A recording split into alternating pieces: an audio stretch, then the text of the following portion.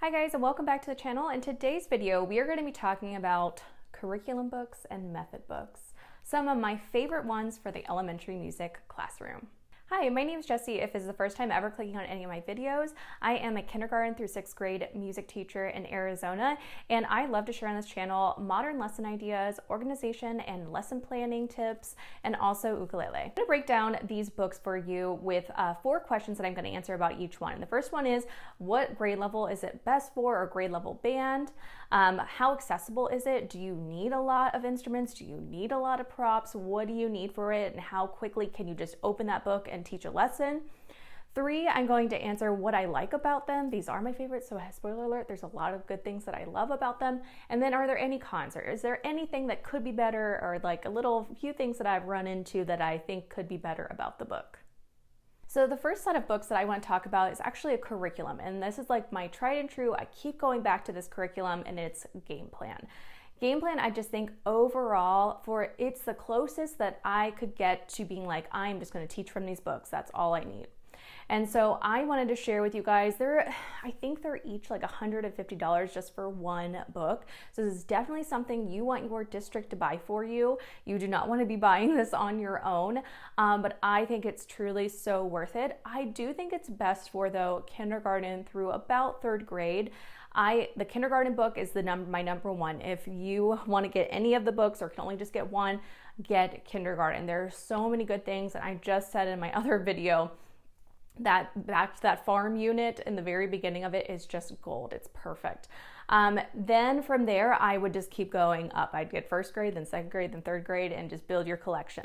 4th and 5th, it is still good. There is a lot that I use in there, but it's not as much as I would use with kindergarten through 3rd grade. So how accessible is it? There are all types of different activities and lesson parts to it. You do need some instruments. You do need from time to time some props and things like that. But for the most part, it's very movement based, it's a very song based, and then I would say instruments is like the 3rd thing. So I would say it's pretty accessible. You need to have a little bit of an instrument library. That's not the right word for it, but you do need to have a pretty good amount of instruments for it, but you can also make it work for you. So another thing I like about it is that I love the movement cards in it. There's these like movement cards where like different formations, and I use them all the time. They're so accessible, and I use them K through 6. And then I would say the only cons is sometimes I feel like the rep could be a little more varied. I feel like it may lean in a little bit to the kind of Western music, European music, and so there is some multicultural elements for sure, but I think it could be just a little more varied. But overall, K through 3 game plan, I use it on the daily. Second book is a classroom management book, and I actually just read this one over the summer, and it has quickly become my new favorite classroom management book. It is Responsive Classroom for music, art, and PE, and other special areas. So this book talks about this idea of responsive classroom, and there's a lot of different elements to it, but I found it so helpful, and it really just counteracted, it just kind of validated a lot of the things I've already done in my classroom, but making myself more mindful about it and how I am managing expectations and how I am keeping my students to high expectations. And the biggest thing that they talk about is a lot of modeling, and that is the biggest takeaway for me. Like, your students don't know what they want from you, or your students don't know what you want from them unless you explicitly tell them and model it for them and give them many opportunities to practice. And so I used to get very like, oh, they know what to do. No, they need some guidance. They need some modeling. And so I think Responsive Classroom just helped me with that, being like, I do need to take the time to model how to get my instrument out. I'm going to actually show them. I'm going to go over and I'm going to walk and I'm going to pick up the instrument. I'm not going to play it on the way, and I'm going to walk carefully back to my spot, and I'm going to sit down gently. I'm not going to jump into my spot, and I'm going to put my instrument on the ground. Like, things that you just don't think you need to explain as an elementary music teacher. Yes, you do. And kindergarten through 6th grade, you have to be so explicit in your expectations and modeling them, and then maybe you have a student model them, and just it gave me this like permission to be like, I do need to take the time for this, and it will help us have more time for music making in the future if I have this ready to go and the students know what to do and get into good routines. So great book. I loved it very much. There's a whole lot more to responsive classroom teaching, but the biggest thing, the takeaway for me was that modeling and being so explicit in what you want from the students. I don't really have many cons. The only thing that I would say for this, and you could use it kindergarten through sixth grade easily, is that I think that it's good for about 85-90% of your students.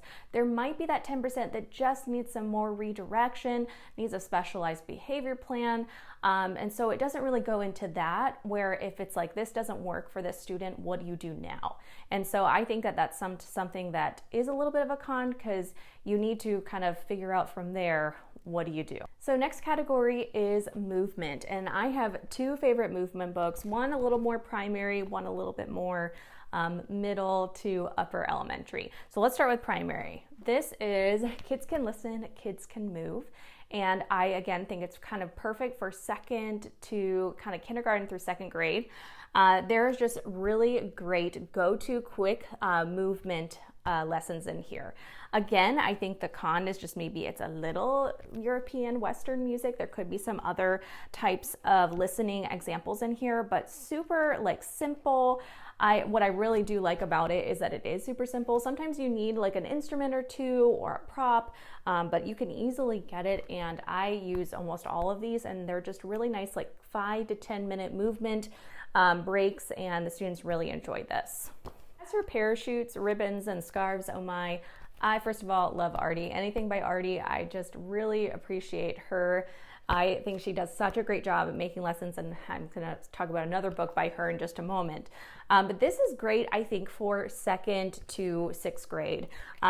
Is there great things for K&1 in there too? Yes, but I mostly use it for my kind of middle, second to like fourth grade students. What I really love about this book, so you do need a bunch of props, but it's such a varied amount of props that you would need that you probably will have some already, or you can easily get them. Like I think one, you need like paper plates or plastic cups.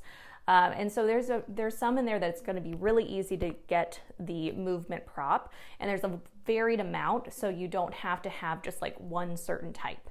I have used almost all of these lessons, and what I love is in the back, she actually has like a DVD of her, going through the lessons with kids. And I think it's so incredibly helpful, because sometimes like method books can be tricky because you'll like read through it and you'll be like, what? Like it's hard to not see it in action. And I think that's why workshops are just so, and conferences are so important, because you do get to actually see it in action. But I love that she did this. So she added a DVD that goes along with it. There's different little images or visuals, so you don't have to make them. There's like a little cutout where you can take it home and like explain to your parent what you did in music class. And they're just super fun. All of my students have loved every movement activity that comes out of here. And finally, for instruments, I love Mallet Madness, another one by Artie, and it is perfect for, I would say again, kind of middle range to upper range, really. Probably second, third, all the way up to sixth grade. Again, there's some great things in here for kindergarten and first grade, but I really do feel like the sweet spot is kind of that middle to upper elementary. So Mallet Madness, if you're not familiar with it, is a book with a bunch of different orff arrangements for mallet instruments, but also for drums and woods and things like that. And so there's some lessons that go with books. There's some just like kind of warm up and general ideas. And what I really like about this book is it does help the students kind of go from zero to, being able to play their instrument really well. And so there's some great warm-up activities, introductory lessons. She really does a great job of kind of talking about how to set up your instruments. I have always struggled with like getting all the instruments out and being able to manage all of that. So she talks about rotations and how you can add in. And the biggest thing for me has been, I haven't really added in before drums and woods with mallets, because a lot of times when you have a classroom set, maybe you have enough for half of the students or a quarter of your students. And so what do the other students do? And getting that rotation can be tricky because those students are disengaged. And so she adds in stuff where you can, add in drums and woods to go along with the rotation, and it keeps everyone engaged when they're not even on a mallet instrument. So I really love that about this book. I think it does a great job from taking you again from 0 to 100. And there's a lot of really fun lessons in here and really musical, very fun. And the students just feel so cool when they get to do one of these ORF pieces. Okay guys, so those are my favorite curriculum/method books. I hope that helps you if you're in the market for, any type of new book. A lot of them are pretty accessible with like $30 to $40. The only one is that curriculum game plan.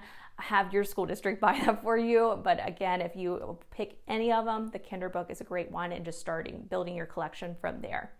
All right guys, I will catch you in the next video. Thanks for watching. Bye.